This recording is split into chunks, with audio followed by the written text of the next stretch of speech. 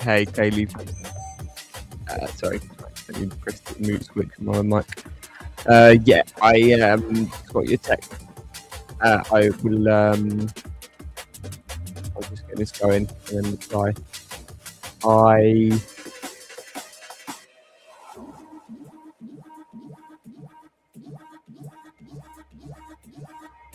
Shake it off, people. Shake it off.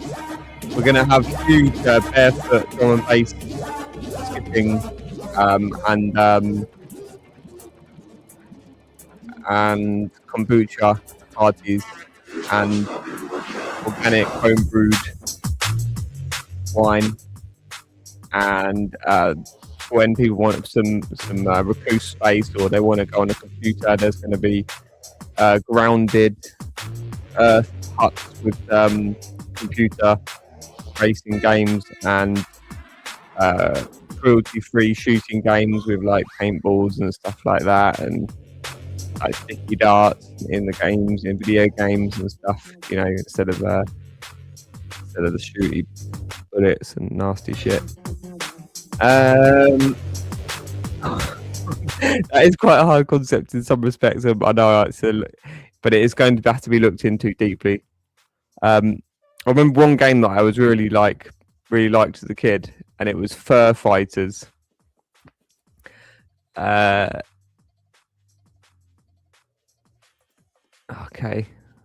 DJ. So yeah, and it was just these animals that you had to go around shooting. I can't remember what it was now. It was so long ago. But yeah, it all seemed awesome at the time. But so I was, Kaylee, in case because I particularly want you to follow this one that I'm going to show. I've got loads of things to play, and because I had a nap earlier when I went back and listened to where you spoke, I'm going to play that as well for anyone who missed it in a bit. But I'm going to play this one in sections. It's a little bit technical, but it's very, very, it's so relevant. I was just shared it today by a colleague, and it basically explains what's going on. He puts it across as a theory, as a theory basically, but it's basically the reality, and he's asserting that it's a reality regarding child sacrifice, but it's a really compassionate, really understanding way to explain it. So let's jump straight in.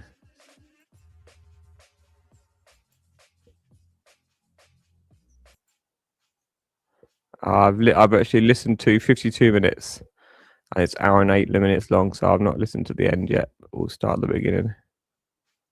Today, we are going to discuss some extremely controversial topics.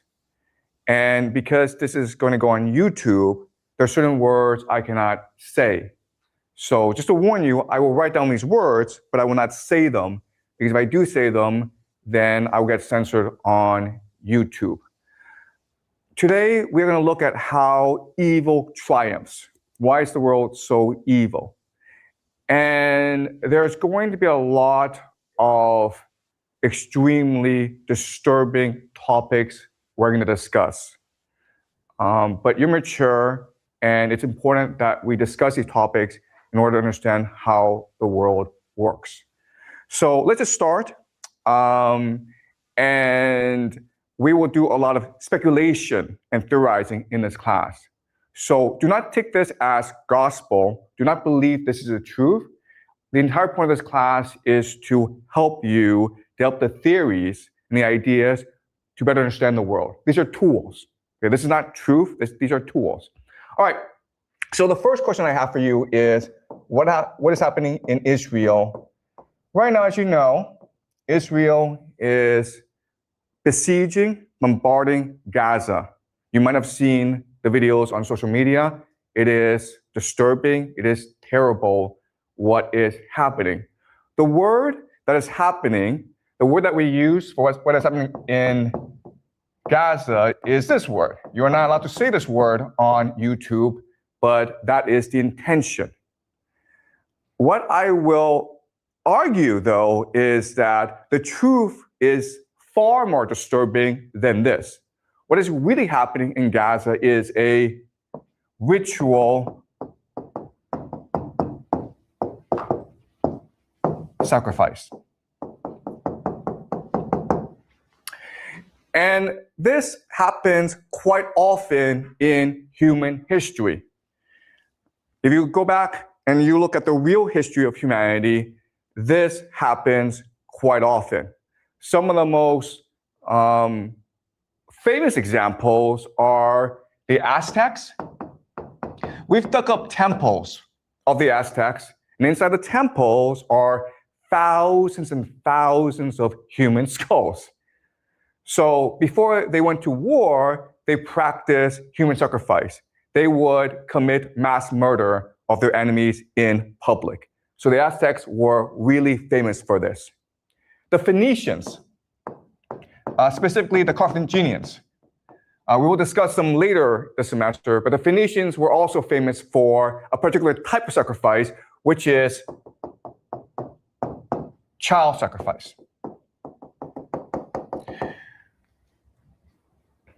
The Romans wrote histories insulting the Phoenicians for practicing this sort of sacrifice. But the Romans themselves practiced human sacrifice. What they would do is that after every major war, they would capture all the major leaders, all their enemies, and they would parade their enemies through the streets of Rome. This is something called a triumph. At the end of the triumph, they would gather enemies at the temple of Jupiter. Jupiter is their god. And then they would strangle to death their enemies. That's sacrifice. That's human sacrifice. They didn't call it that, okay? And they sort of disguised it, but we know for a fact that they did do this.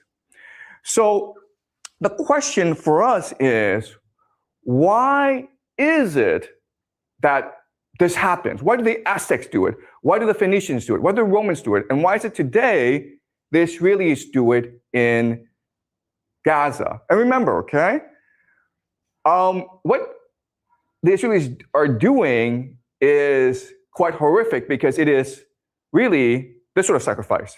Why? Because 47%, almost half of the population of Gaza is under 18 years old. So the majority of people who are getting killed are in fact children. What is most striking or blatant about what's happening in Gaza is that we can all see it for ourselves. And it's almost as though the Israelis want us to see it and want us to hate them. Right? You can see all over the world, popular opinion is turning against Israel. You have these popular protests all around the world protesting what is happening in Palestine. If they really want to do this, right, there are actually much more effective ways of doing this. For example, you could just poison their water. Or you could poison the air so that everyone in Gaza gets a fast cancer, right? We have the technology to do this. So Israel could do it this secretly and no one would talk about it. And in 20 years' time, 30 years' time, the population of Gaza would all be gone. It would be a very secret, right? Instead, they choose to do this in front of the world. And my argument to you is that this is intentional. They want the world to hate them. Because by doing this, they create the ultimate taboo, right? We find this disgusting and contemptuous, so the entire world will unite against Israel. But guess what? That's what their religion wants.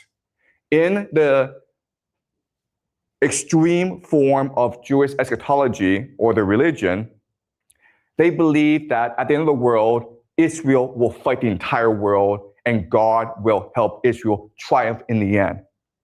So what's really happening in Gaza is that there are extremists within the Israel government who want to accelerate the process of the end of the world where Israel will face the world.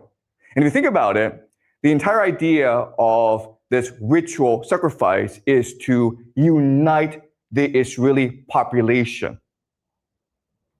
And what's extremely disturbing and horrifying about it is that this works.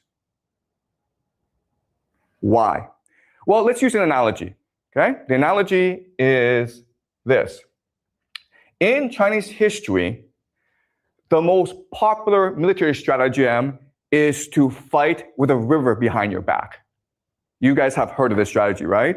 Where, okay, an army is losing, okay? It's being scattered by the enemy. So what the general does is forces the army to retreat to a river.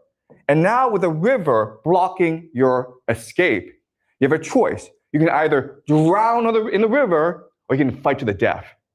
And most soldiers will choose to fight to the death. And so at this point, the soldiers are unified, they're galvanized, they're energized, and then they find a surge of energy to go and destroy their enemy. Okay, this is the most popular military stratagem in ancient Chinese history, and guess what? It's the same as Israel doing this right now in Gaza. It's the same logic. Yes, you have a question? So what is the river for the Israel? Like, yeah, that's a good question. What's the river right here, right? The river is a taboo, right? What's the worst thing you can do in modern society? Killing children, guys, right? So there's no exit for Israel. You either go all the way or the world comes and destroys you anyway. And in fact, what's really interesting is that if you go online, you will see Israelis go around the world and causing trouble everywhere. They're going to start fights. They shout death to the Arabs on public buses in the Western world. It's intentional. They want to unite themselves by dividing the world, by angering the world. Okay? Does that make sense? All right. So this is all very disturbing, and I want to slowly unpack, reveal to you how this works. Okay? So to do this, what I'm going to do is I'm going to use a thought experiment. The thought experiment is this. Let's just say that there's an island. We don't know where the island is, but it's an island. And there's no escape from the island. And on the island, the center, it's a hill, and it's safe. But everywhere else, you have these flesh-eating monkeys roaming everywhere. Okay, the problem is that on this island, the resources you need to survive, trees, food, and rivers, the monkeys are there. Okay, there's one safe spot in the center, but everywhere else, if you want resources, you have to go fight these monkeys. They're flesh-eating monkeys. They want to kill you, they want to eat you. And there's an infinite number of them.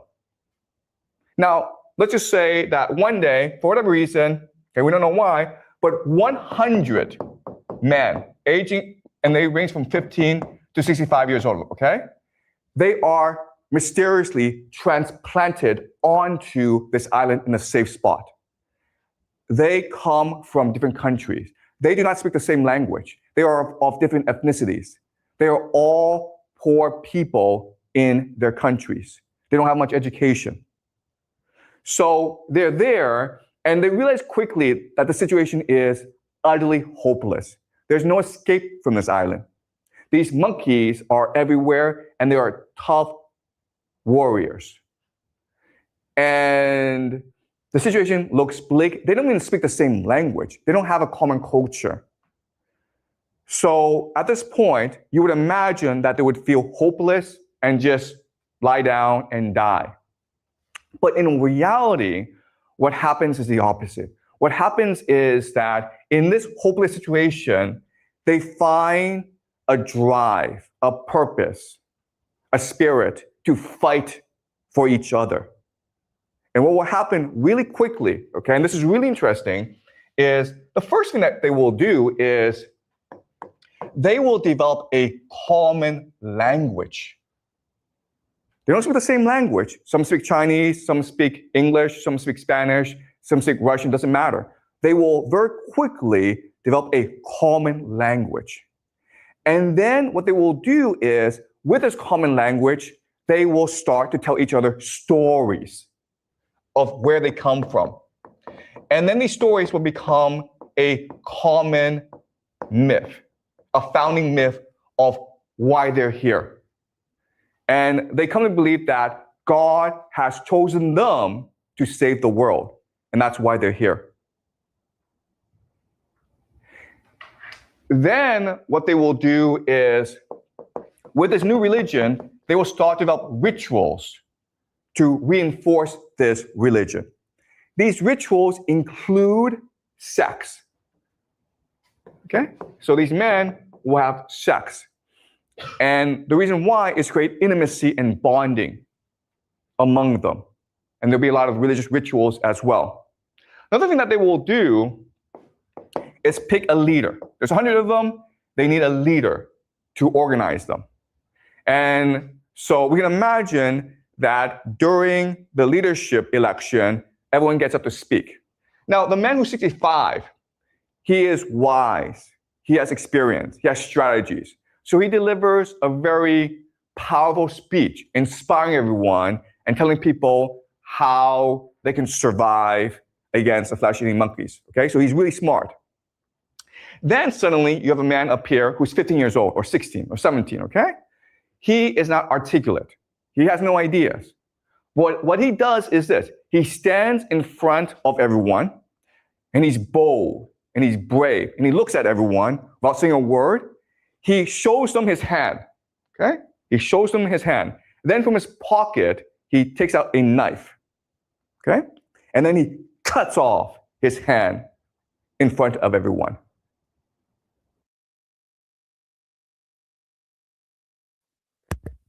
It is. It takes a moment, like to get his flow. It did take me a while to try and follow what he was trying to explain. But it gets very, very clear. It gets really, really clear shortly. It really is. It all ties. It all kind of what do you call it? Synchronizes or accumulates, or whatever the word would be.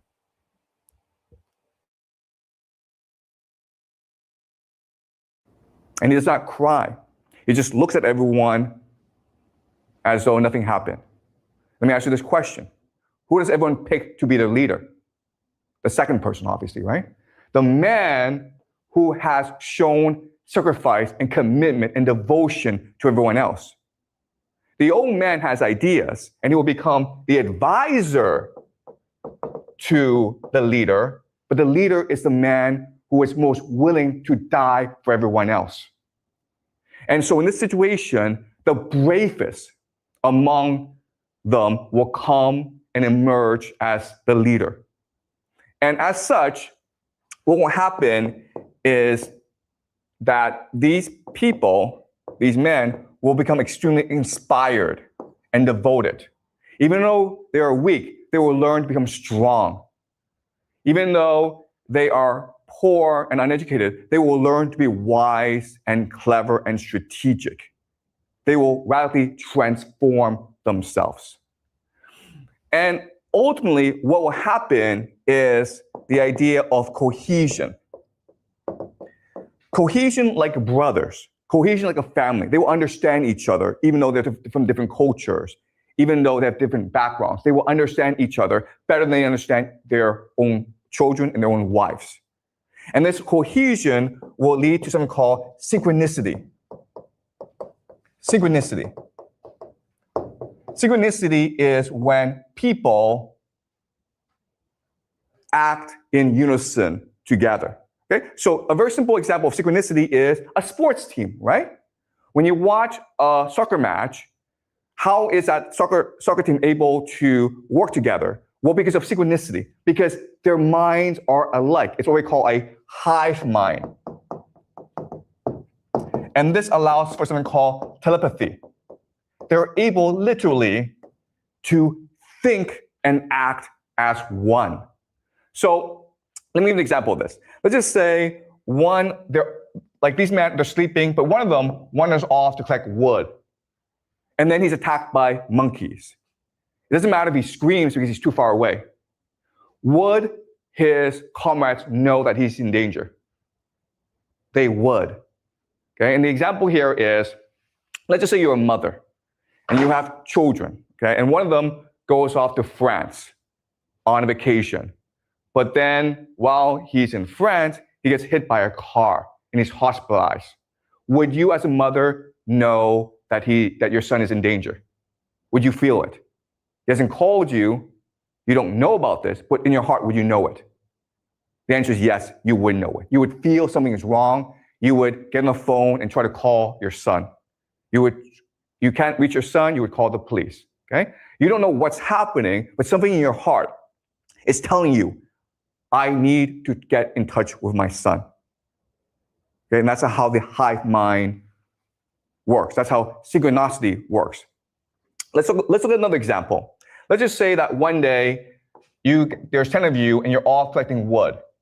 And then suddenly you're attacked by 100 flesh-eating monkeys. There's a bridge that you've created, okay? It's a rope bridge. 9 get across the bridge, all right? But you're the last person, okay? And all the monkeys are about to descend on you. And you know that if the monkeys get across, your comrades are dead. So what do you do in this situation? Sacrifice for the life. Yeah, you cut the rope, okay? You die. You didn't think about it. You just kill yourself because what matters is not your life. What matters is the family. What matters is the team. And we know about this because in war, what often happens is in trench warfare, the enemy will throw a grenade into the trench, right?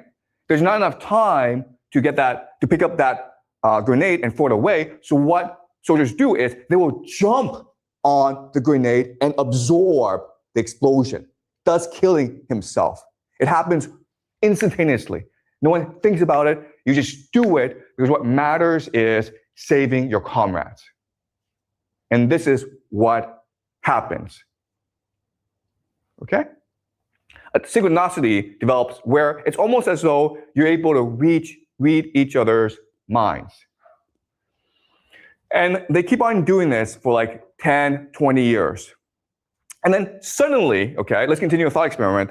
Suddenly, you are transported back to the real world as though nothing happened. But you have memories of what happened. Okay, does that make sense? Okay, you've experienced 20 years of hell on Monkey Island. You've developed the capacity to work together. You have a hive mind. You're really energized. You're really inspired. You're really driven. You have a new religion all to yourself. Now, suddenly, you're all transported back to your real world, your old life. Okay? Now what would happen? Well, what would happen is that the 100 of you would want to come together again, right? And you would share your experience, your rituals, your religion with your children and your grandchildren. And quickly, over time, what will happen is that you guys will conquer the world. You will become the secret elite. The world is yours. There may be presidents, there may be famous people, but secretly, you're the ones who are in control. Your children, your grandchildren, your great-grandchildren will inherit this legacy, and they are the ones who truly control power in the world. Does that make sense? All right. Yeah, question here. Like if we, when the time, if this person really transferred back to the reality, what if that time already have a leader that like you are just a peasant, but not a leader? Okay, yeah, that's a good question. I've already told you this, okay? On the surface, there are leaders, but the real power are you guys, okay? And I'll explain why, all right? Now, what's also interesting is that while you're on this island, you will develop certain rituals that are very strange, but are important if you want to maintain unity, okay? So for example, one strange ritual is the funeral ritual. The funeral ritual. The idea here is that when someone sacrifices himself, you have a huge funeral to celebrate that person. And this may involve you cutting that person into different pieces and eating that person. Okay, but you will develop really strange rituals. Okay, does that make sense? Okay, so I'm going to answer your question. Why are these guys in charge and not the real leaders of society? But first, I want to give you some historical analogies to this, okay? How do you know that what I'm saying is correct? Well, let's look at certain analogies in history. All right. So, Sparta. Sparta is one of the most famous military societies in world history. Sparta is a city-state in ancient Greece. And you may have heard of Sparta. A movie about Sparta was made called 300. I'm not sure if you guys have seen the movie 300. But 300 is really about 300 Spartan soldiers who are fighting millions, not millions, but hundreds of thousands of Persian soldiers. Persia is invading mainland Greece. They fight at a place called Thermopylae, the Battle of Thermopylae. And this is the pass into mainland Greece. The Greeks have to hold this position if they are to prevent the invasion. Okay? 300 Spartan soldiers, backed by thousands of other Greek soldiers, make a last stand in this pass. They are overwhelmed by the Persian invasion, and rather than run, like most people, the 300 soldiers make a final stand. Their leader is Leonidas, and he tells them, we will fight to the death. They all fight to the death, and they're all massacred. And the Persians take Leonidas' head, cut it off, and put it on a pike to warn the Greeks, we are merciless. Eventually, the Greeks, inspired by the sacrifice of Leonidas, they will repel the invasion and destroy the invaders. So how do we get this culture? Okay, well, the education system of the Spartans is really interesting. It's really disturbing, actually. So young boys at age 5 and 6, they're taken away from their homes.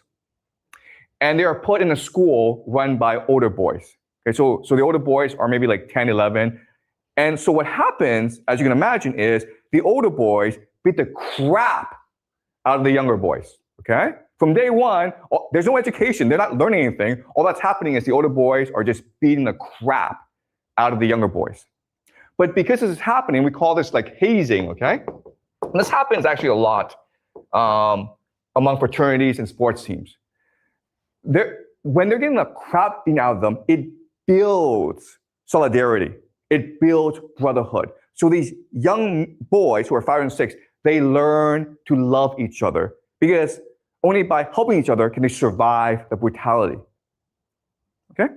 Then what happens is when they become 11, 12, 13, when they hit puberty, this is really interesting, they become mentored, okay? Mentored by an older soldier, an older Spartan soldier who's maybe 28, 29, 30, but he has a family. They become lovers. They have sex with each other. And this builds group solidarity, okay? So during hazing phase, these young boys learn to trust each other. They learn how to bond with each other.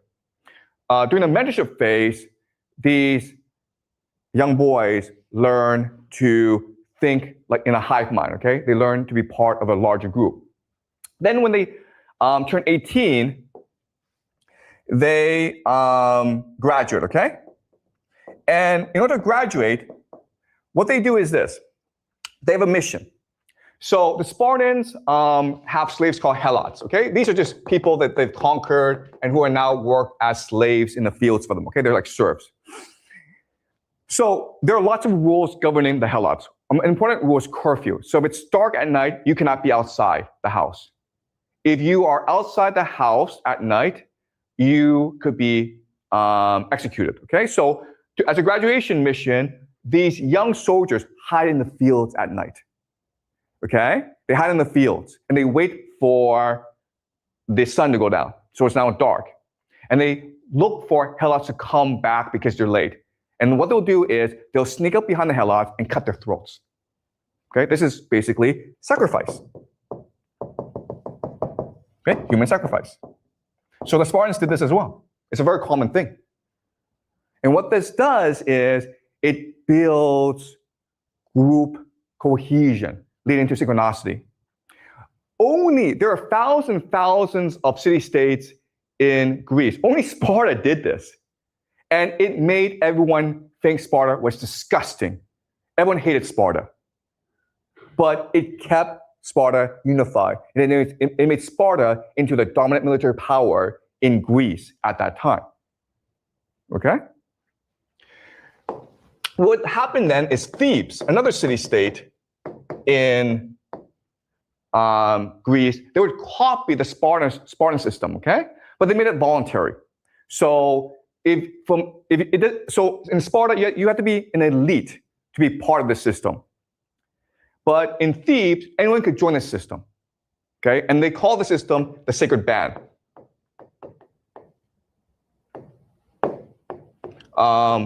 Of 300 soldiers. And they were, again, lovers, okay? But this is really important for you guys to understand. At this time in history, there's no concept of homosexuality. It was perfectly permissible. No one cared if you had sex with men or animals or whatever, okay? It was not a big...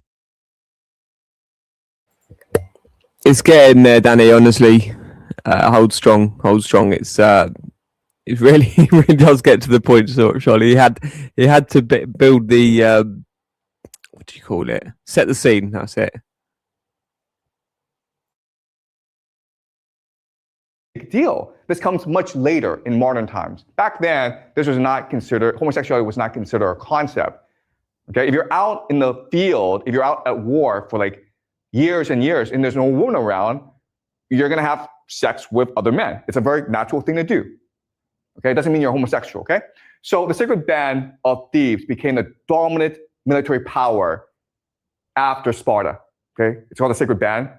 And they were like the vanguard, they were the spearhead. They would be the first in battle. And they were so ferocious that their enemies would run away, okay? Then what happened is that Macedonia would copy the Theban system. Who is the most famous Macedonian in the world? Do you guys know? Which Macedonian is the most famous ever in human history? You know the name, but you may not know he's Macedonian. Alexander the Great, okay? His father is Philip II. Philip II is the one who actually built the greatest army in the world, the Macedonian army. And it was Alexander the Great, his son, who would take this army and conquer Persia. Okay, we'll learn this later on. But Philip II learned all this from Thebes. And at first, Macedonia and Thebes were allies, but Philip II was very ambitious. So then he wanted to conquer all of mainland Greece. And in 338 BCE, at the Battle of Trachonia, Macedonia fought against the combined might of Thebes and Athens. And Macedonia destroyed Thebes and Athens, okay? Because Macedonia basically copied the system from Sparta and Thebes. At this point, Macedonia should have destroyed the entire Theban and Athenian army. But when all was lost, the Sacred Band, they stood in the middle of the field and they blocked the advance of Macedonian charge so that everyone could escape back into the cities. They did not fear death. They welcomed death. Okay? For them, what mattered was honor and sacrifice. And that's how you create the greatest army in the world. Okay? Does that make sense? So these historical analogies give credence to our thought experiment. Okay, now we're going to look at a question, which is, okay, why does the system work? Okay, so let's do game theory. Game theory. Game theory is just a study of how to win games, okay? It's a very general thing. So let's do a thought experiment and just say there's about 1 million people in the world, okay? There's 1 million people in the world, and they're all trying to win the game against each other, but only one can win. Well, according to game theory, the best way to win a game is by, does anyone know? Cheating, okay? Cheating. If you follow the rules, you will never win the game, you have to cheat. And in this game, the best way to win is by coordinating with other people, right? Because everyone's playing by himself. So if you can work with other people, then that gives you a huge advantage over everyone else, right? The problem with this is the moment that people start coordinating, it forces an arms race of coordination. So maybe these two are working together. These 4 now are forced to work together, which now forces these 5 to work together. Okay? So if you are the first to work together, you get screwed in the process. So if you cheat, you have to cheat secretly. Okay? You have to coordinate without people knowing you're actually coordinating together. You have to conspire secretly. Okay? And there are different ways to collaborate secretly. Okay? So let's look at examples. So family is one example, right? Of coordination, synchronicity. Another example is religion. If you have a leader, right? If you have a similar race, ethnicity, you have a similar language. Okay, so these are examples of how you get people to coordinate together. The problem is that these are all obvious to people, which forces them to do the same thing. Okay? But there's a strategy that you can use that allows you to coordinate secretly and defeat all your enemies. And this strategy is called transgression.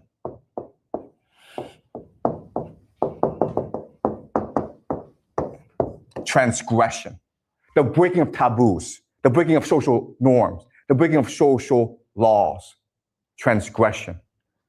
Okay, so let's study this concept.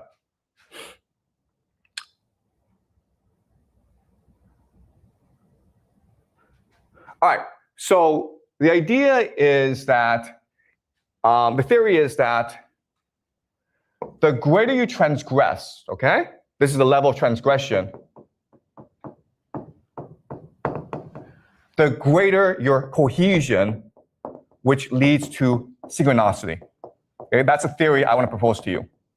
All right? So transgression, I mean, it's a very simple idea. You're breaking the rules, right? You're cheating. And therefore, everyone wants to put you in prison. Which means that the only way that you can survive is if you keep the secret among your group, right? Which forces cohesion. Does that make sense? All right? And we see this in all aspects of society, right? So the most basic form of transgression is just joking or pranking, right? So for example, you guys, 6 of you, decide, you know what, we're going to play a joke on the school. We're going to cover all the rooms with toilet paper. It's a joke, it's a prank. But obviously, you don't want to get caught because the school will punish you. And this joke and this prank will make you more cohesive, right? Because now you have a secret amongst yourself. And if anyone betrays you, you're all screwed. Right? Does that make sense? That's the logic. The other thing that's really interesting is that when you transgress, when you break a taboo, you feel empowered. You feel liberated. And it becomes addictive. Right? You fill the school with toilet paper. You're like, that was a lot of fun. Why was it fun? Because you broke the rules. You feel I'm more powerful than my teacher. So you keep on doing more and more of this stuff, right? Then you may be like, hey, let's go to the store and steal a candy. That candy may cost $1, nothing, right? But you try it and you are terrified. You're seized by doubt. You're seized by fear. Sorry, so this is the sound that tells us that we should go on break, but again, we don't go on break in this class, okay? So I apologize. We're not taking a break. We keep on going, okay? But that's what the sound is. Okay, so you're terrified because your mother, your teachers, everyone told you stealing is bad, right? But when you actually go and do it, how do you feel? You feel energized. You feel liberated. You feel empowered. And if your friends were with you, the friendship becomes much more unified, much more cohesive, much more synchronized. Does that make sense? And now you want to like, let's break more rules. Let's see what happens if we break more and more rules. And you keep on going because it's addictive.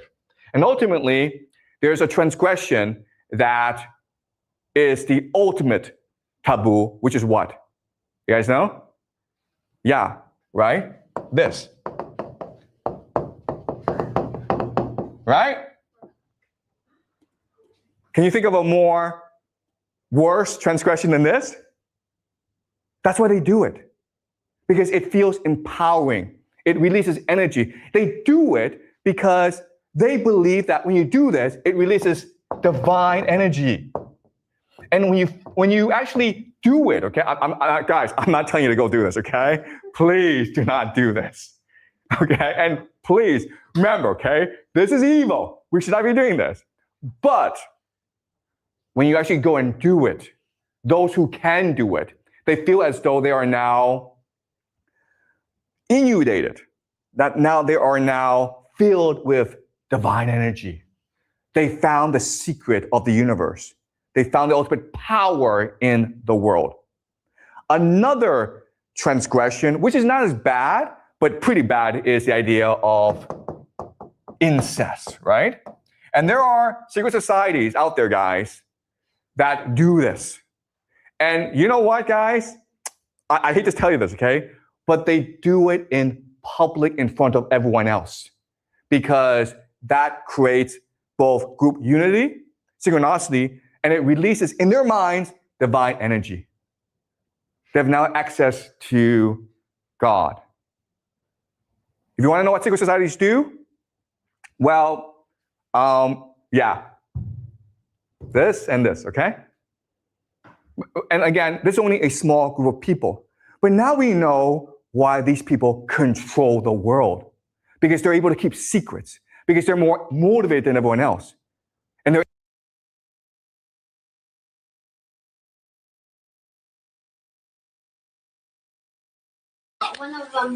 One of John Pennell's men told Papa we went to Barnet police station.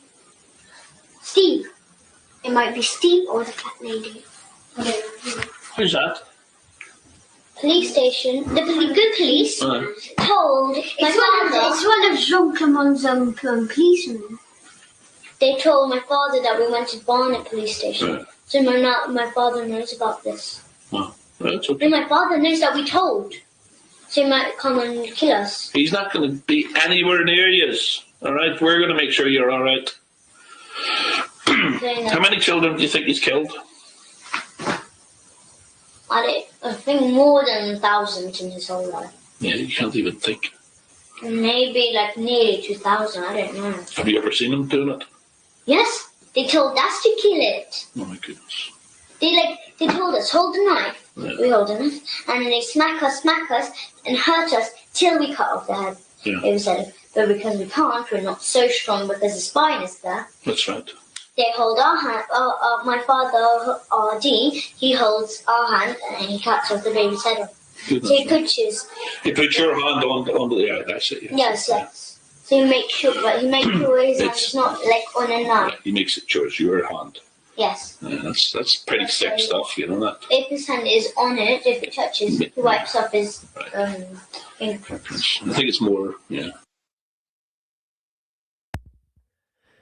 So this is the forced transgression. One of them. The one I shared. Could you start again, please? What's that when it's flashing? What does it mean when it's flashing? It's still going. It wasn't flashing before. Start again. Tell me more stuff. Tell me about this this cult that you're in. This cult is because when the first time. The audio is not very loud for me. So yeah, just to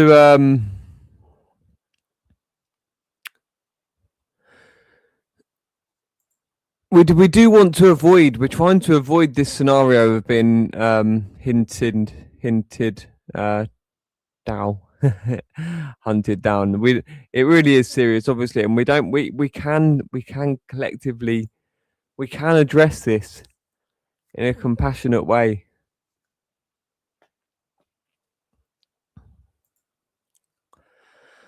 You're relentless. Yeah, I think we're just gonna have to obviously just deal with it, and we need to get the right people, and we'll just, yeah. I don't want to speculate or. I'll just play one more. Actually, it's a good break to. Are people following that thing though about the teaching of this? It's the transgression where, I mean, this graph is really great where it's just from joking, pranking, where you don't want to tell the teacher that people have done something collectively to then a group, and obviously, so they get forced into collective transgression and secrecy. That do this. And you know what, guys? I hate to tell you this, okay? But they do it in public in front of everyone else because that creates both group unity, synchronicity, and it releases in their minds divine energy. In public, I believe it means, I'm pretty sure it means in terms of their public, within, not in a private setting, like within their group publicly, like within the an orgy sort of ritual sense. The wording there got me for a moment when he first said it. I was thinking public, because obviously talking about the public sacrifice display of the genocide and stuff like that initially.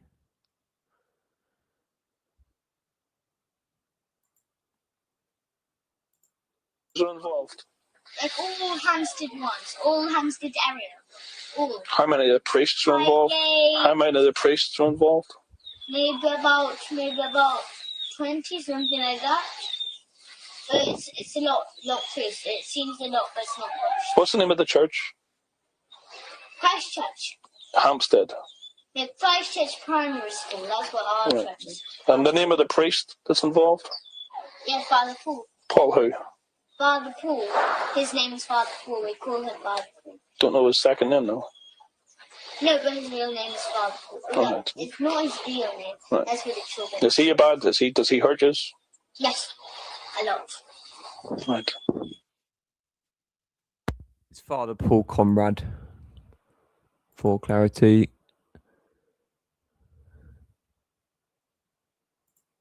And Mr. Morris, this big guy, who's a child taker. Not child taker, child carer. Right. Yes. Well, he. Caretaker, she means. A child taker, she said. Wow, bless. And then child carer, but yeah, caretaker. Works, so he sweeps up the floor in school. Well, he's a worker, so he locks up the school gates. Yeah. So when everyone has left school, he locks up the gates. Okay, stuff like that. He got the keys to lock up the school. Okay, so then Christchurch. Right. As for the children. Is he a bad? Does he hurt you? No, but his real name is Father. No, Right. it's not his real name. Right. As for the children. Is he a bad? Does he hurt you? Yes, a lot. Right. And Mr. Morris is a big guy who's a child taker. Not child taker, child carer. Right. Yes. Well, he works, so he sweeps up the floor in school. Well, he's a worker, so he locks up the school gates. Yeah. So when everyone has left school, he locks up the gates. Okay, stuff like that. He got the keys to lock up the school. Right. That's why. And does Father Paul hurt the girls or the boys? The girls, he likes girls. He doesn't like boys. Well, he does like boys, but it's not like as much as the girls. They don't scream a lot because there's more girls liking it than boys.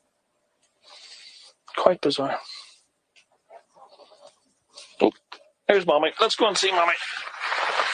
Oh. It's like boys, but it's not like as much as the girls. And does Father Paul hurt the girls or the boys? The girls, he likes girls. He doesn't like boys. Well, he does like boys, but it's not like as much as the girls.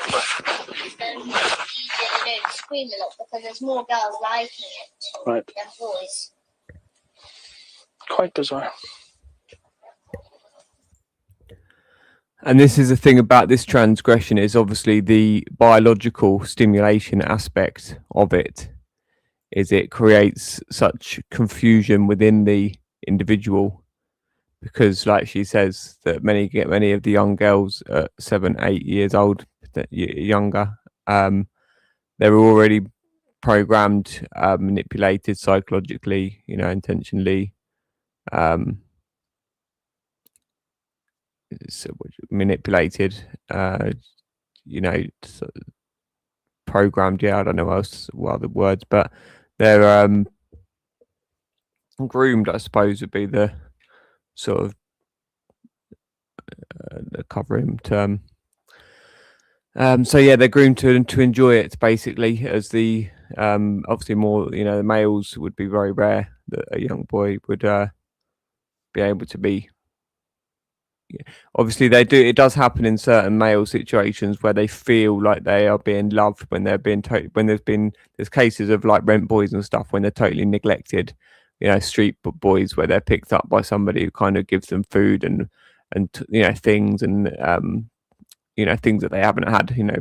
Material things and company. They could never underestimate the power of somebody giving somebody attention. Because as the water consciousness experiment proves, let's just get that one up. That ignorance, being ignored, is worse than being hated. So the and just the damage that either of those do compared to love, and obviously if it's false love, it gets even more confusing. When someone's unaware, if they're not being taught what.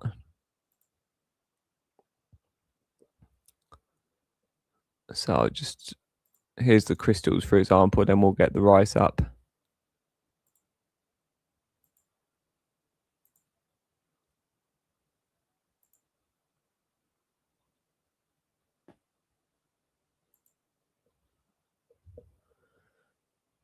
Thank you, wisdom, truth, eternal. These are frozen water crystals.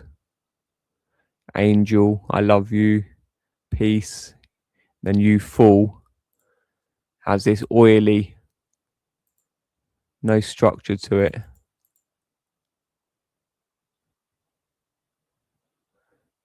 You make me sick. Really oily, dysfunctional, combobulated, we could say. Evil. Look at that void.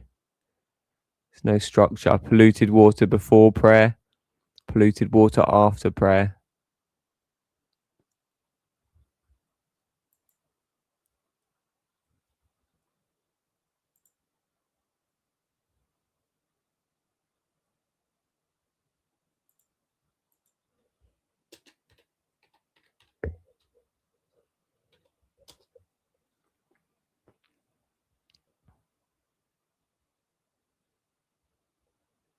Oh, so few pictures.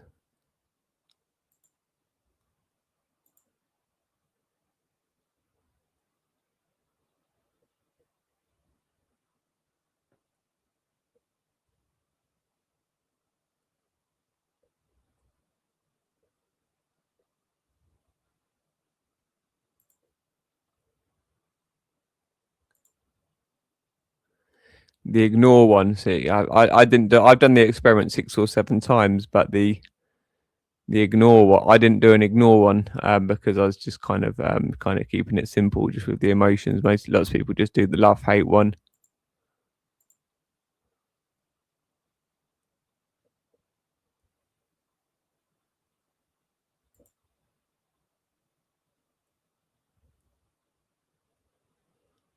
Not the best pictures, but you can see the definite difference there. But let me just get a better one.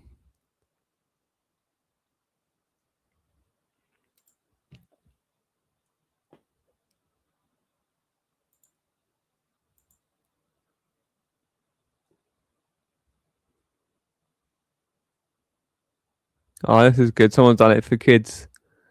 Spirituality for kids. One world, every child. Dr. Emoto's rice experiment. 2 small airtight glass jars, cooked white rice, permanent marker or 2 labels, and water. Look at that.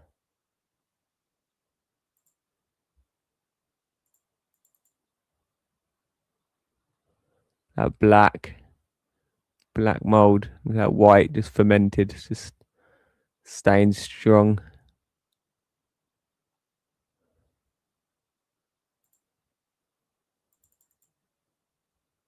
That's not actually zooming, is it? Pseudo zoom.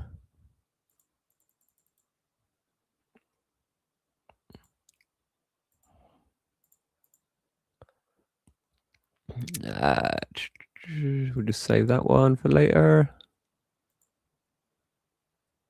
I haven't got a work folder. Let's save it in medical.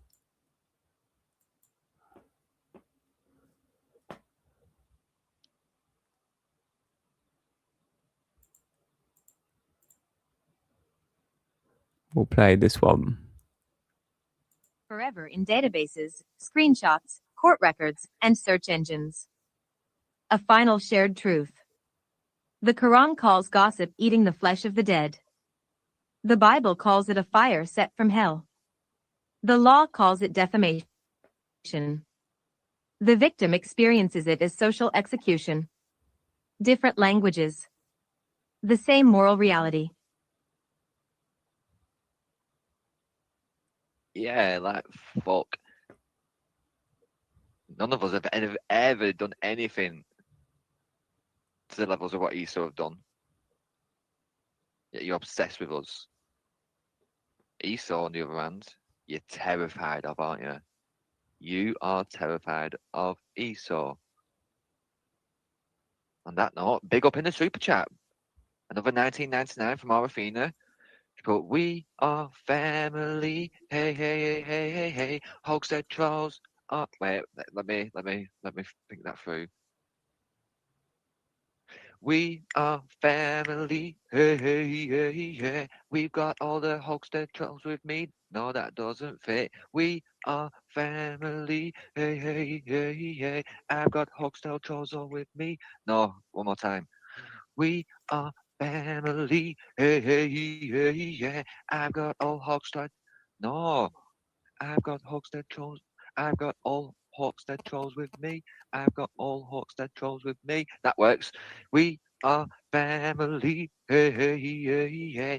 I've got all Hogshead trolls with me. Hey, hey, hey, yeah. Fucking family. Statement Big on up. truth, Getting dragged out there. silence, and the moral weight of words. For a long time now, I have lived with the reality of being spoken about in rooms I am not in, on platforms I do not control, and in narratives I have not authored. I have watched from a distance as groups of people, some openly, some anonymously, have sat together, day after day, discussing my life as though it were public property. They have speculated, exaggerated, distorted, and at times outright invented claims about me. They have spoken not only about my character, but about the most painful and private aspects of my life, including my children. Today, of all days, the very day we prepare to make our own truth visible through our website, the same pattern has unfolded again.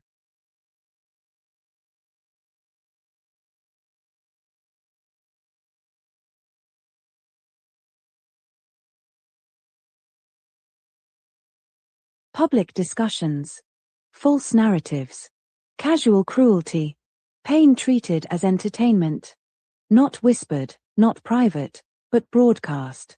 Silence, when faced with persistent public falsehood, becomes a form of erasure. And I will not consent to being erased. The illusion of control and the reality of law. There seems to be a belief held by some that if they speak loudly enough, often enough, and with enough people participating, a person can simply be written out of their own story. That truth can be drowned. That a life can be reduced to a caricature for clicks, streams, and conversation. But words spoken in public do not vanish. They accumulate. They record. They testify. And what may feel like power in the moment often becomes liability in time. There is a profound difference between disagreement and defamation, opinion and accusation, criticism and harassment. When speech becomes repetitive, targeted, collective, and harmful, it crosses not only moral lines, but legal ones too. Addiction, narcissism, and the vulnerability to harm. Over time, patterns emerge.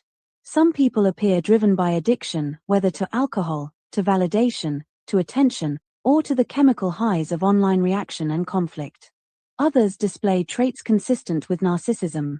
The need to dominate narrative, the absence of accountability, the inability to tolerate another person's independent voice. When such traits combine with vulnerability, people can become groomed into participation, used as mouthpieces, drawn into dynamics they do not fully understand, encouraged to harm others while believing they are justified. This is not new. Scripture, both biblical and Quranic, warns repeatedly about those who stir division, feed on scandal, exploit weakness, and delight in the downfall of others. The tragedy is that many who participate may not even realize the full weight of what they are enabling. The 7 deadly sins and the mirror of the soul. Christian tradition speaks of the 7 deadly sins not as medieval abstractions, but as spiritual diseases of the heart. Jealousy, resentment towards another's strength, resilience, or voice. Gluttony, not only of food, but of attention, drama, outrage, and validation. Wrath, disproportionate rage that seeks not justice, but destruction.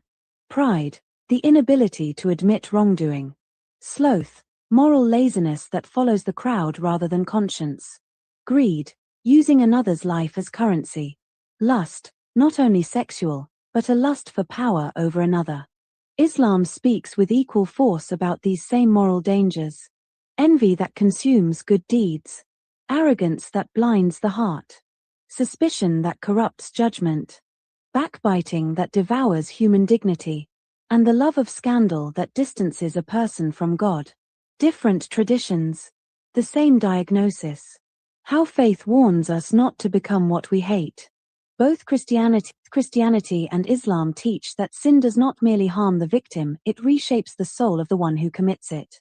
When a person repeats lies, justifies cruelty, normalizes harassment, laughs at another's suffering, they do not merely harm another human being.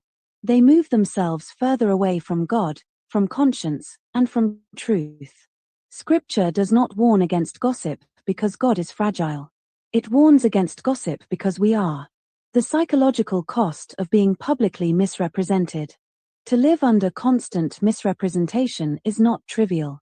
It affects safety, reputation, mental health, family relationships, children, livelihood, and one's sense of belonging in the world. What is said casually on a live stream does not land casually in the life of the person being discussed. Online cruelty is not less real because it is virtual. It is often more inescapable because it follows a person into every space. Truth does not require a mob. I have not written this because I need a crowd. I have written it because truth does not require permission. I do not need to silence others to exist. I do not need to erase anyone to speak. And I do not need to become cruel in order to be strong. If others continue to use my name for attention while denying me the right to speak for myself, that contradiction will eventually speak louder than any statement I could ever make. A final word on God, not grievance. This is not ultimately about revenge, exposure, or retaliation. This is about alignment with God. Both the Bible and the Quran teach that God sees what is hidden. God hears what is whispered and broadcast. God knows the intentions behind every word. And God is not mocked by collective denial. History shows us again and again. Truth does not always win quickly, but it does not remain buried forever. My position, simply stated, I will not participate in public cruelty. I will not return lies with lies. I will not sacrifice my integrity for outrage. And I will not be erased by people who only know how to speak about me, never to me. This is not a declaration of war. It is a declaration of existence, truth, and faith. Kaylee Ainov. Umbrella Grape Solutions. UGS Common Law Church Limited 16246006.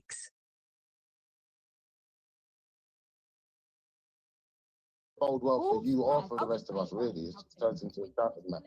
All she has, because she has not looked into who I am or what's gone on with. I don't need to look into. Well, look. Yesterday, where was it? It was yesterday. She turned around and said to me, I need to research my enemy. Yeah. So I researched my enemy, and the first thing that came up was her dead dad. So, like, what do you want me to do? And I figured out why you're so obsessed with Danny, isn't it? Because your dad's name was Danny, isn't it, Voldemort? That's why you're obsessed with Danny. You've got this weird obsession, like, weird. But anyway, yeah, yeah. But let me keep the smoke for later. To the bandwagon with pedophiles, knows she's fucked up, and now all she does is go to my dead dad and kids.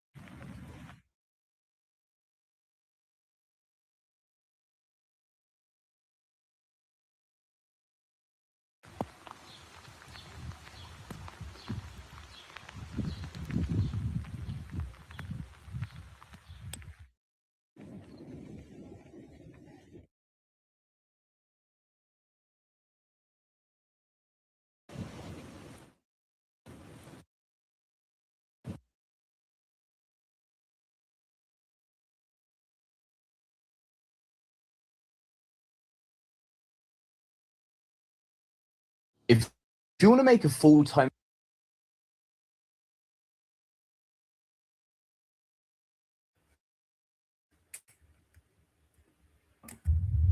Apologies, I didn't catch that one in time. I forgot I'm on a channel that's not got premium. Some of my channels have got adverts and some don't because I lose the channel so quickly. What the? I don't block. Just as if I'd be fucking. Do you know how many of? This is the whole point, right? Saying, well, you can always block. Like it's not your responsibility to behave yourselves. You can always block. I don't want to have to block 1 million people all the fucking time. Thanks.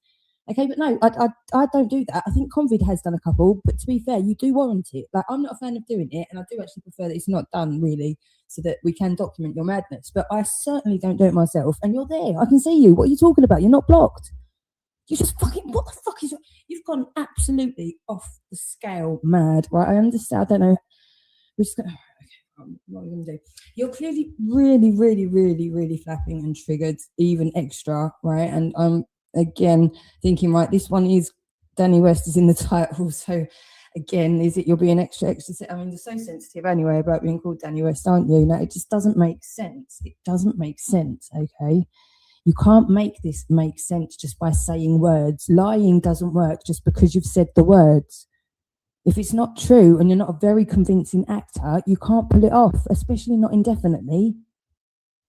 Okay, so whatever it is you're covering up, it might, you are the character. So your name might not be Danny West. You might have nothing to do with this. Again, I don't care, right? That fella might end up caring soon, though, to be fair, because I mean, we're in a catch-22 really, unless you provide some evidence to show who you are, and you're saying shut up. Like, why are you saying shut up? You're here giving me shit, okay? You're here. This is my church. I can call it what I want. That's the thing. And a church isn't a building, and it's not a limited fucking company, you dickheads. This is the whole point. You're proving it all for me. You don't understand how fucking, oh God, this is so counterproductive. I mean, it's great for me. It's great for me. Do you think I need to be certified by Companies House, the most fraudulent fucking company on the planet? Do you think I need to be certified? If I'm certified by God, that's fine by me. I don't need a limited, I don't need all the numbers. I can just make up my own ones. Well, I've got 1984 anyway, haven't I? I don't need more ones. I've got fucking huge, I've got a million. I don't need more numbers and letters, thanks. I'm all right. So all you've done really is prove again how desperate you are to break me. And you've just proven again you're not going to. So, I mean, honestly, at this point, you are the only person who can, no, and I'm not flapping, I'm responding, right? I'm clearly responding to non-stop fucking abuse, right? And you've lost the plot. You've lost the plot and you're making me feel a bit crazy, okay? This is insane. This is insane. I'm just fucking, you're there, right? You don't need to be there. That's the problem. Right there, that's the problem. I'm here because I'm me, okay? And you lot follow me wherever I go. So at that point, you're the problem. It's as simple as that. That's all anyone's going to see. Then they're going to see there's fucking loads of you. Then they're going to see how abusive you've all been as a collective. And they're going to see things in the context of the wider world and the fact there's been shitloads of shekels thrown around as well. Okay, so I mean, I don't know no, I'm not, call it what you fucking like, mate. I'm pissed off and I want you to see this. I really don't want you dead. See, that's the funny thing. I really don't want you dead, okay? But I want you to stop that much that I'd prefer that you're dead than alive unless you stop or the police stop you. I can't be much clearer. I'm not about to murder you and I'm not asking other people to. I'm just saying at this point in time, okay, people are going to find out about what you've done. And if you don't fucking get sorted out or sort yourselves out, I'm sorry, I'm not putting up with this for any longer. And I don't think everybody out there is going to be too happy about this situation once they know that their kids are dead because of you cunts. Okay, so, I mean, do with that what you will. But, I mean, I don't think this shit's going to help anything, to be fair. But, I mean, carry on. We'll just keep recording it, won't we? Prosperity and that. I mean, you can't see this mania. Can you not see what you're doing? There's not much more I can do. I'm here because I'm me, right? What do you want me to do? You don't need to be here. There we have the problem. You're here all the time. That's the problem. Now, you can't, there's nothing you can say about me. No destroying my life is going to change that problem.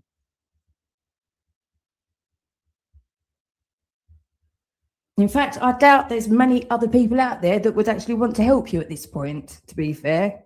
Whereas if you did repent, however you want to take that word, it's not as like, oh, it's none of that. It's just you have to accept what you've done and have a real change. That's all you can do. That's all I can advise you to do. And you're here all the time around me. What else do you want me to do? I'm not going to kill myself. I'm not going to make your lies make sense. None of that's going to happen, is it? I'm going to carry on being me. You're going to carry on destroying my life and having other people now see that you've done this all the way until now. And still trying to tell me it's all my fault, even though you're here around me all the time and you don't need to be. And it's as simple as that. Then we've got all of the abuse. Then we've got all of the tangents of everything as well. The problem at the moment is you're all stalking me 24/7. That's clear as fucking day now, isn't it, to anybody? So that's already, boom, done. Now we've got all the backstory as well. It's quite fucked up at this point. So, I mean, I'll leave it with you. I don't know what you expect me to say. And just to say that I'm triggered, I mean, what? It's, I don't know. I honestly, I don't know what else to say. I just don't know what else to stop abusing people. Fucking, I don't know who the fuck you are though, do I? How can I possibly? YouTube already, well, I don't need YouTube to, but I mean, it's common sense. I can't abuse people who have no ID for a start, okay? And if I can't escape you, what am I supposed to do? What am I supposed to just take it, Daily? Just take it. I don't know what you're like. What are you expecting me to do? Stop talking. I play information that I don't know. You all came and right, no, fuck you. Right, you can put your spin on EastEnders if that's you, and I don't care if it is. But I mean, you're not putting spin on me. That fucking smear game is over now. Okay, this gossip game. This is where Michaela is going to be in a lot of fucking trouble. She is. it's clear as day in the law now. Okay, so yeah, and you can keep saying I'm triggered and flap, and then you just sound like really stupid little boys. Really, to be fair, you just sound like silly little boys. And I know that most of you are fucked on drugs and whatever, so we'll put it down to that. How about you just admit you need some help? How about that? How about you admit you need some fucking help? Because this isn't healthy. Okay, nobody else is going to say that this is healthy. Okay, there's obviously a lot of criminal element in it. So how about you just accept that you've got problems and you need help, and help can be arranged. But you have to stop this shit. You have to admit you've got big fucking problems. This is a big problem. What you're part of, okay? You need to stop lying to yourself. If you're lying to yourself, if you even are, but if you are lying to yourself, if you're hearing this at the moment, you've got big problems and you need help. Now, you can either accept that or not, but it's not going to get any better at all really soon. That's all I can do. That's literally at this point. Okay, like I say, a lot of you are fucking lucky that I haven't come and killed you myself already. Okay, and that's the God's honest truth. Now, you need reality checks about what the fuck harm you have caused, not just me, other people engaging in this shit, this entire content creating bullshit, and just disregarding reality to be on the stage. And this applies to fucking so many people. Everyone's a fucking celebrity now, aren't they? So take from it what you will, but if you're here, you're listening. And to be fair, there's none of my original followers left after all of these years, is there? There's just you lot. And you can say they never fucking existed, but they did. And like you've seen here in some of these presentations, everything's got a digital footprint now. So that's why I'm so chill and you lot are flapping like fuck. That again, alone. Just look at the dynamics here. I sleep like a baby. You lot are around the clock panicking. Psychologists are just not going to, it's not going to take 2 seconds to look at this.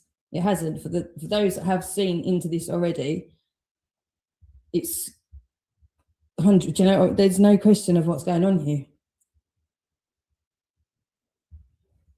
It's not normal. This is a massive fucking illness, and a lot of people are in a very sinister situation now, having been part of something quite big. It must be, but out of control, I feel. So, I mean, I don't know all the ins and outs of everything, but I know enough of what's been presented to me literally directly, full force for how long? How many years? It's mad. Nobody should have to live like this, under this constant stress, this constant threat, and there's no fucking excuse. And the vulgarity and the sexual stuff, non-stop, all day, and you try and tell me that I'm begging for it. It's disgusting. You've stolen my life. You've stolen my family. You've stolen my sanity, my health, my livelihood, everything that I could have been. You've stolen from me. And you're still trying to tell me it's all my fault, and you're still doing it all day long. I haven't had a second to fucking breathe yet. No one should have to live like this.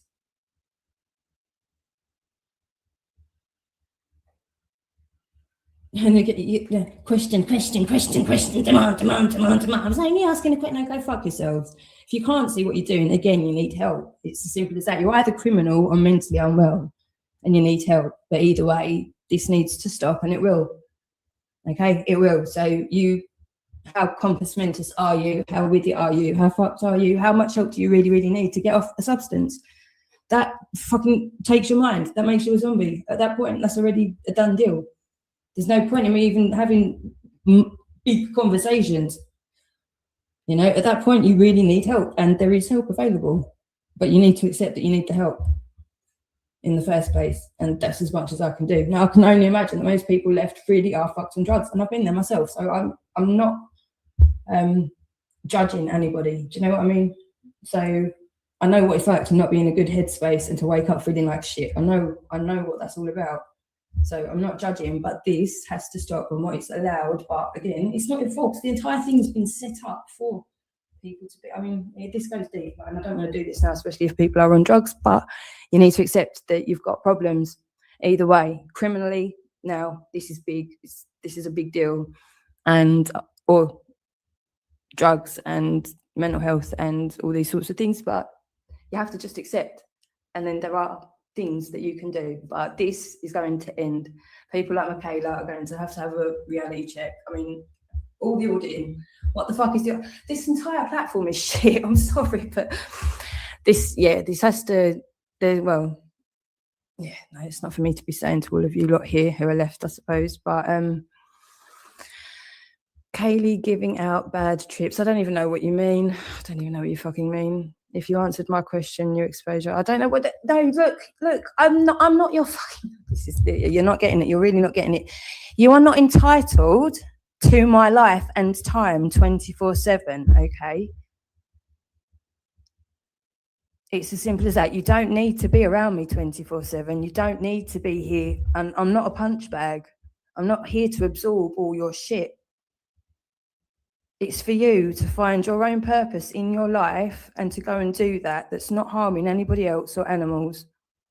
That's everybody's responsibility. That's what you're all supposed to do. Go and find your purpose. And in this day and age, there's no fucking excuse. If I can find mine and know exactly what I'm about and be completely comfortable with who I am and be learning every day, you know, even under this stress and with no money and nothing, then any one of you lot can. So you all have to rub in how much you've got of everything, but you don't seem to have actually much of substance that matters to you to keep you away from me,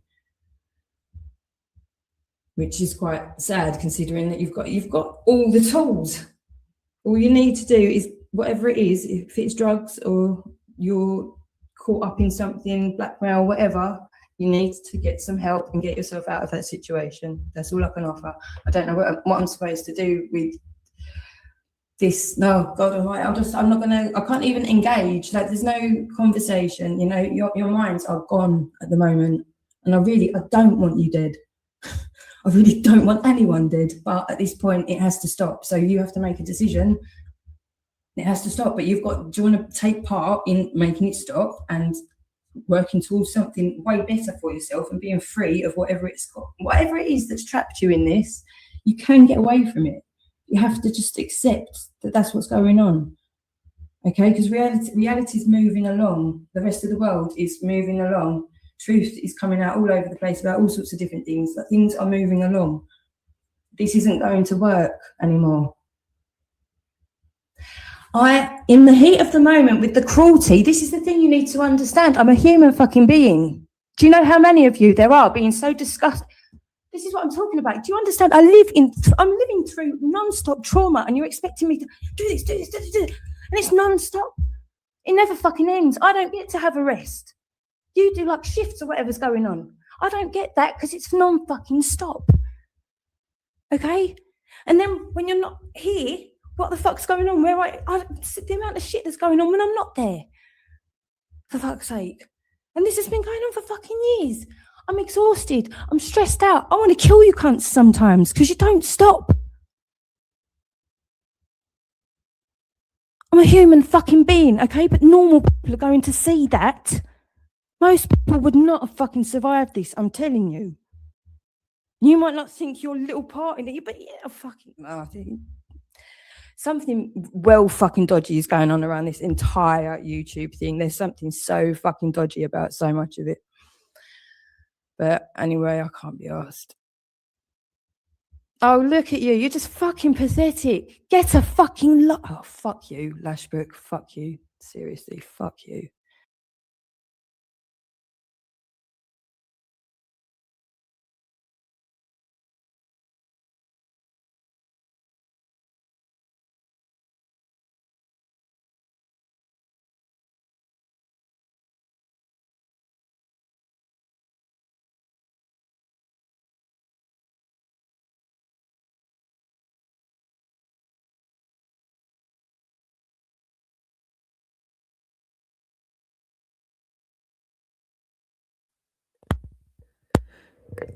So we've got to work together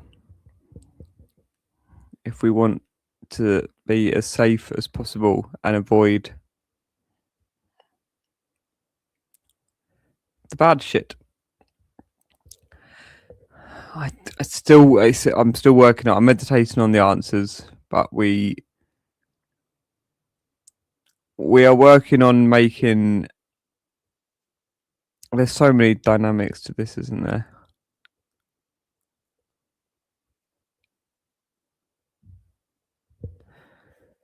Yeah. We're getting there. Keep shining that love light. The truth doesn't fear investigation. Next time you come on panel, Mr.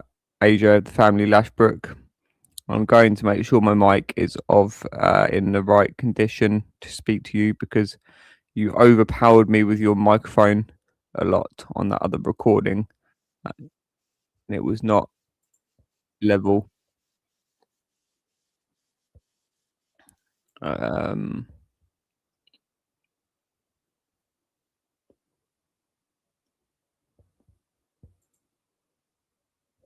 Yeah. But no, I mean, obviously everything came across clearly what your intentions were and what you were saying and mislaying, and it's just so clear, and it's just there is definitely there's definitely aspects of possession going on here. It's very subtle levels of, I don't know, it's the way that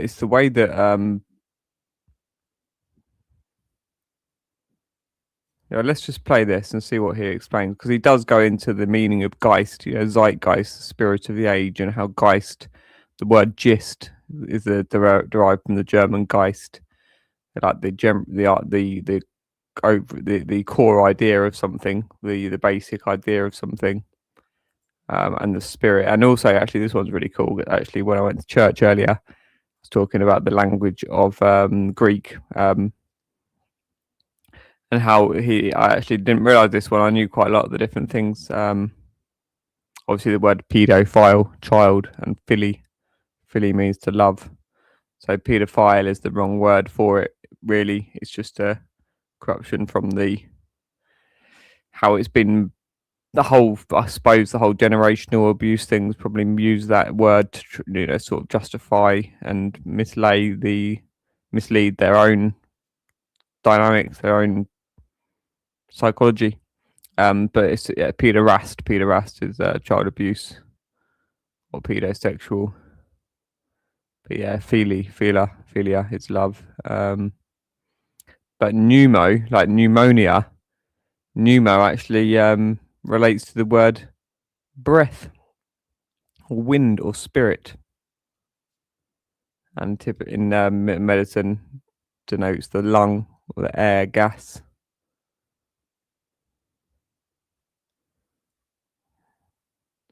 Interesting, hey? Breath of life, or vital force.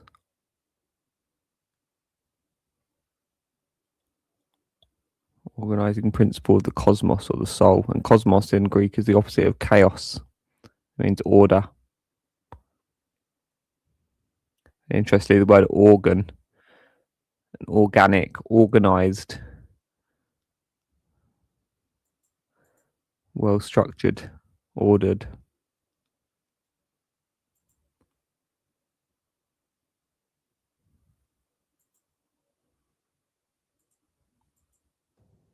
They have now access to God. If you want to know what secret societies do, well, yeah, this and this, okay? And again, this is only a small group of people. But now we know why these people control the world. Because they're able to keep secrets. Because they're more motivated than everyone else. And they're able to work together in a way that allows them to achieve ultimate power. These leaders you see, right? These leaders you see, they are puppets. They are just the face. The real power are these secret societies that practice these rituals. And again, I'm not saying this is the truth. I'm just saying this is a possible theory about how the world works, right? Because this is a class of speculation. It's a class of theory. Don't think this is the truth, okay? But you can think about how this works and ask yourself, does it explain the world? Okay? All right. So having explained this, what I want to do now is go into the deep theory as to why this is happening. Okay? So if you talk to these people and they're honest with you, they'll tell you that when we do this, we access God, and God gives us divine power because they're superstitious and they're stupid. Okay? Just because they're the elite, just because they're powerful people, does not mean they're clever. In fact, they're kind of stupid if you actually meet them. Right? But I'm going to explain how this system works. And when I explain to you, it will make sense. Okay, but are we clear so far about what's happening, guys? All right? I know this is disturbing, and I know I'll probably get banned on YouTube for this, but it's important that we do this, okay? All right, so now I'll explain the theory as to why this is happening. How is a transgression is able to unleash divine energy? Okay, so Kant. We will look at some major thinkers, and they're really deep thinkers, and we'll go more into them this semester, but I'm going to introduce them, okay? So Kant. Remember from the first class, Kant had a theory of how the world works. There is no objective reality that we see, okay? So before, the assumption was that we just absorb reality, okay? But Kant says that we are active. Sorry, we'll wait for this.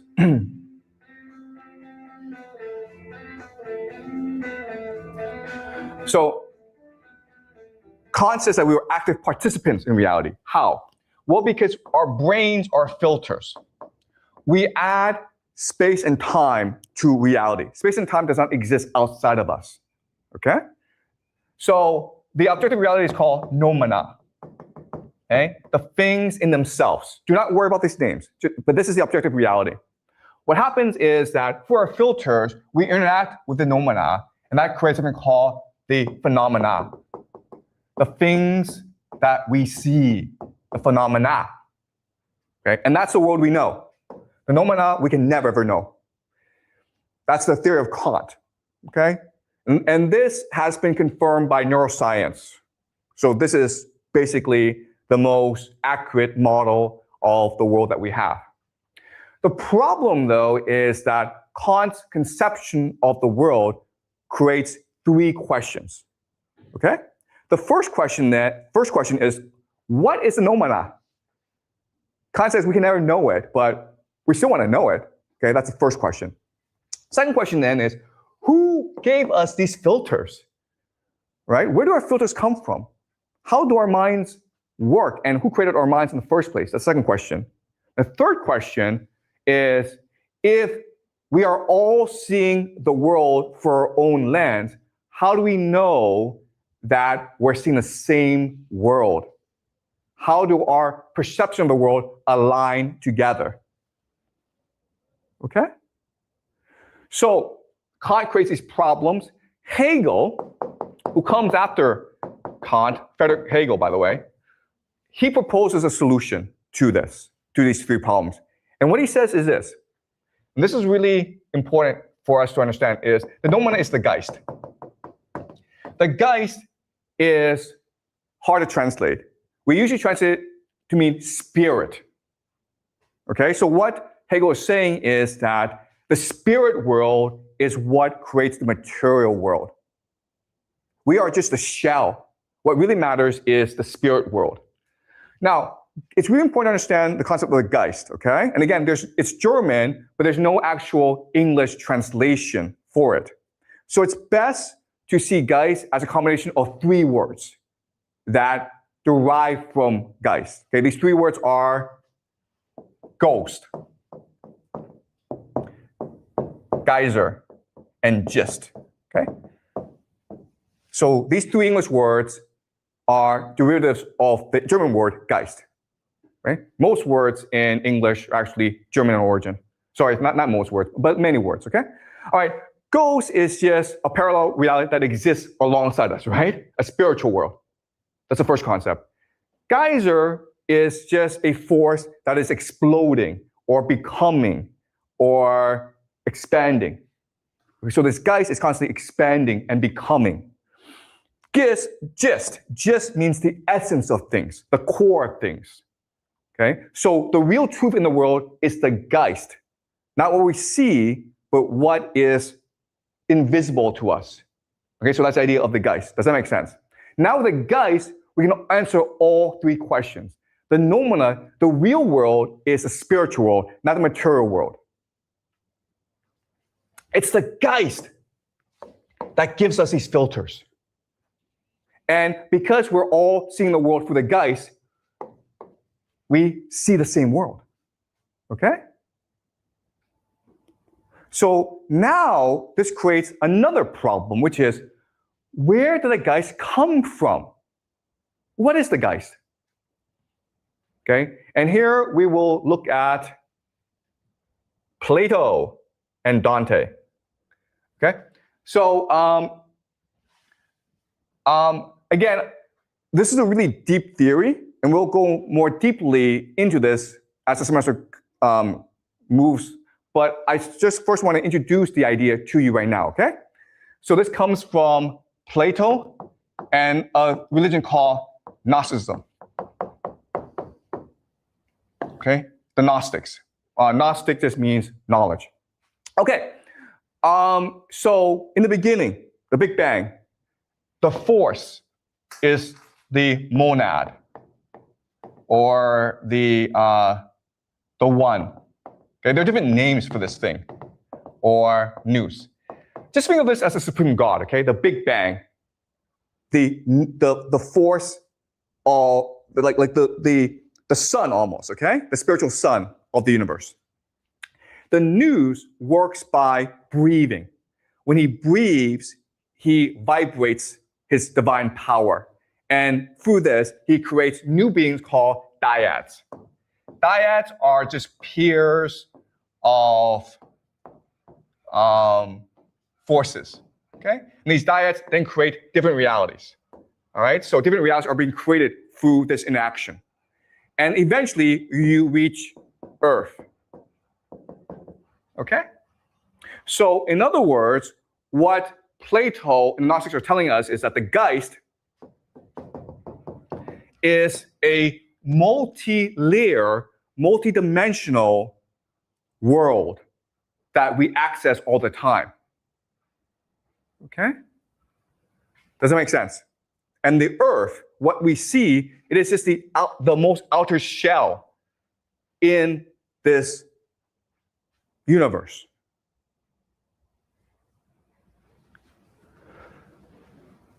Is this clear to you guys? All right. So now the question then is, what is the purpose of life in the world? And what Plato says is that the purpose of life in this world is to return to the monad. Okay, and guess what, guys? This is actually the framework for a lot of religions, including Hinduism, right, and Buddhism. This is what the Hindus and the Buddhists believe as well. Nirvana is to return to the monad. I'm not sure if you guys have studied religion before, okay? But that's the idea. So what Plato says is that through the pursuit of knowledge, philosophy, the love of knowledge, you can return to the monad. Okay? Dante, and we will study Dante in depth later on, okay? But Dante has another solution. What Dante says is that the monad is love. Okay? And the monad, because he creates things, his divine spark emanates throughout the universe. Okay? So there is a divine spark in us. And this divine spark is called love. So we are able to love people. Mothers love children. You love each other because of this divine spark in you. And the more you love, the more you return to the monad. Okay, so Plato says, pursue knowledge. Dante says, pursue love. Okay? So now the question is, okay, this sounds all very good, but why does evil happen in the world? Okay, what's the source of evil? Right? That's interesting. Okay, you have this theory of the universe, but then the question then is, why do people do bad things then? Why is there sacrifice in the world? Why are people doing all these bad things and not only getting away with it, but they're also controlling the world? That's a big question, right? So for Plato, the answer is very simple. This world doesn't matter. Who cares if they control this world? It's a fake shadow world. Ignore them. Just focus on the pursuit of knowledge because that allows you to be one with the monad. Okay? Who cares about this world? Give them what they want. Give them their power, their fame, their money. Who cares? Dante's answer is actually very interesting. Okay? That's Plato's answer. It doesn't matter. This world doesn't matter. Who cares what happens in this world? It's a prison anyway. Dante actually proposed something different. He says this. If the monad is love, love is trust. So the monad loves us, and as a result, the monad gives us free will. Now, free will can lead to bad things, for example, this world, but he has no choice in the matter. Because for him to interfere means to take away our free will. And free will is his greatest gift to us. Okay? But now and then, what he will do is he will send messengers to our world to remind us that there is a divine spark in us. And we can activate it and achieve a greater consciousness. And these messengers are Plato, Dante, right? Jesus, right? Does that make sense? So now and then the monad will send through the Geist, okay? The monad will implant ideas in these people who will then tell us the truth. But it's our choice whether or not to believe it because the monad has given us free will. All right, so for Plato, what's important is the pursuit of knowledge. For Dante, what matters is the pursuit of love, to love each other unconditionally, okay? And that's what they tell us. What the system also tells us is that the powerful want to deny this system, right? Because if they control Earth, the fake world, they want to make it as real as possible. Does that make sense? That's the source of their power. The belief that the only thing that matters is the material world, the prison that we live in. And that's why we have science, right? Science is negation of the spiritual world and the validation of the material world. If you cannot see it, it must be fake, right? Okay? So that's how power works. Now, transgression works in this model because transgression allows the powerful to align to a certain part of this universe, okay? Because in this universe, there are evil forces as well. Does that make sense? So for example, the metaphor is, think of the internet, right? Well, there are millions and millions of websites. And through transgression, by doing the same evil act, what the powerful have done is they've locked onto the same website, right? And because they've locked on the same website, it allows for synchronicity. It allows for them to commit, to think alike and to behave the same way. Okay? All right.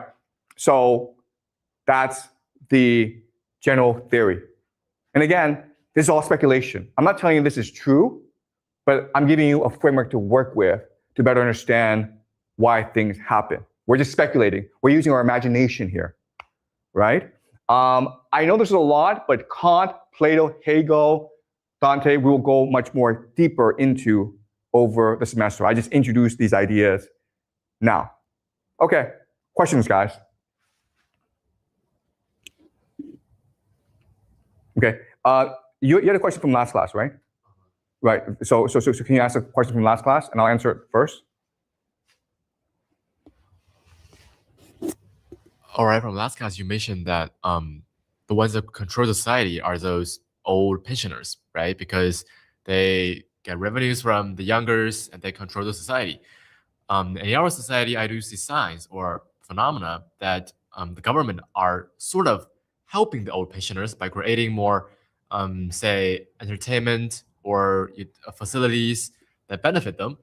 So why is that? Is it possible that the government also benefits from old pensioners' actions, or is actually the governments are controlled by old pensioners?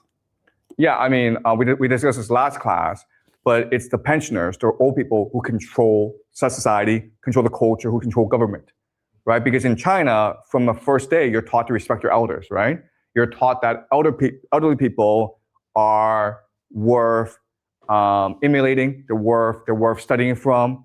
They're what's most precious about our society. So it makes sense that the government would create policies to most benefit the elderly. Okay, that's just the structure of Chinese society. Respect for the elderly. Okay, thank you. Any more questions, guys? Yep. Ember has a question. Okay. So I was just thinking about the model, and I think The it's monad. yeah, this Okay. model that we have on the board.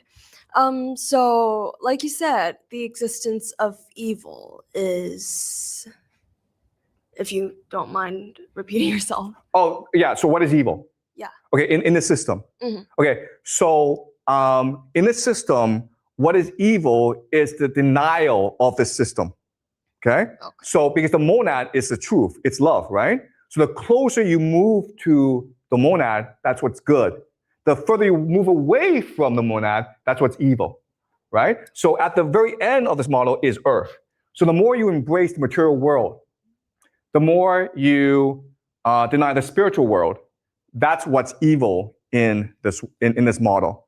Okay. So for Plato, what's good is the pursuit of knowledge. And what's evil is the pursuit, the denial of knowledge, which includes, by the way, art, right? Movies. Because movies are just a shadow of the shadow world. If the world we live in is fake, and movies, all they do is depict this fake world, then it makes things worse. Okay? And Dante, whatever allows for more love is good. What allows for less love is bad. Okay. Okay? So just to add on to that, so what if, like we mentioned earlier, sacrifice can be considered as a way to unite people. It creates cohesion. Yeah. And with And cohesion, it unlocks divine energy because you're accessing a part of this model. okay. Yeah. Does that make sense? Yeah. Right? So, and that's why, as you're doing this sacrifice, they are worshiping a certain God. Right? So sacrifice is part of their religion. It's not done independently. They have a religious framework for the sacrifice, and that's why they do it. Right? They don't do sacrifice for the personal sacrifice. They do sacrifice as a consummation of their religion, because that's what their religion demands of them.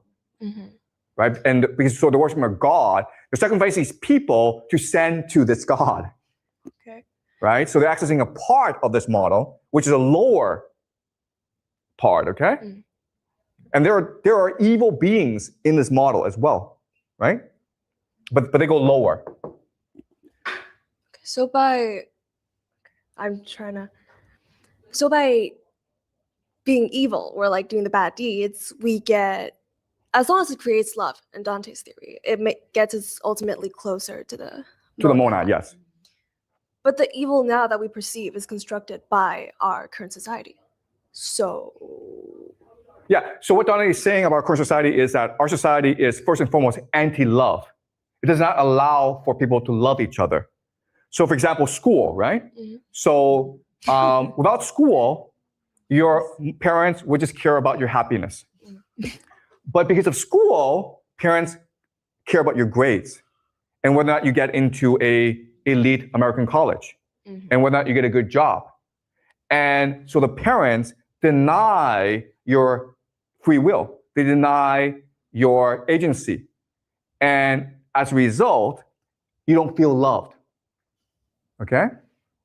So that's what Dante would argue. Our society is anti-love because the society is constructed in a way that does not allow for normal human relationships to flourish. right? In a normal relationship, your parents would just let you do whatever you want. I would think, But because they're like, no, if I let you do whatever you want, you will not do well in school, and you won't be able to get a job, and then you become, I don't know, unemployed and a drug addict. Who knows, okay? Right? That's how they think. Mm-hmm. Does that make sense? Yeah.